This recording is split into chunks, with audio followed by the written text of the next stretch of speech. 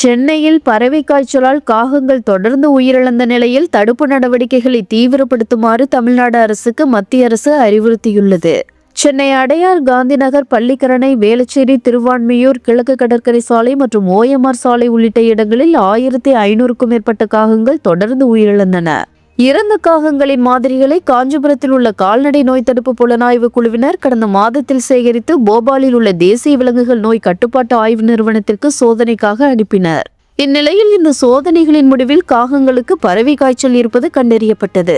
பறவை காய்ச்சல் மனிதர்களுக்கும் பரவ வாய்ப்பிருப்பதால் தடுப்பு நடவடிக்கைகளை தீவிரப்படுத்தும்படி தமிழ்நாடு அரசின் தலைமை செயலாளருக்கு மத்திய கால்நடை ஆராய்ச்சி நிறுவனம் கடிதம் அனுப்பியுள்ளது. மேலும் திடீரென இறக்கும் பறவைகள் குறித்து கால்நடை பராமரிப்பு துறைக்கு மக்கள் தகவல் அளிக்க வேண்டும் எனவும், வெறும் கைகளால் காகம் உள்ளிட்ட இறந்த விலங்குகளை தொட வேண்டாம் எனவும் அறிவுறுத்தப்பட்டுள்ளது.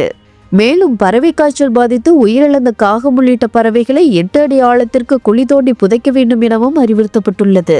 தமிழ்நாட்டை தொடர்ந்து கேரளா, பீகார் மாநிலங்களிலும் பறவை காய்ச்சல் கண்டறியப்பட்டுள்ளதாக மத்திய கால்நடை ஆராய்ச்சி நிறுவனம் தெரிவித்துள்ளது.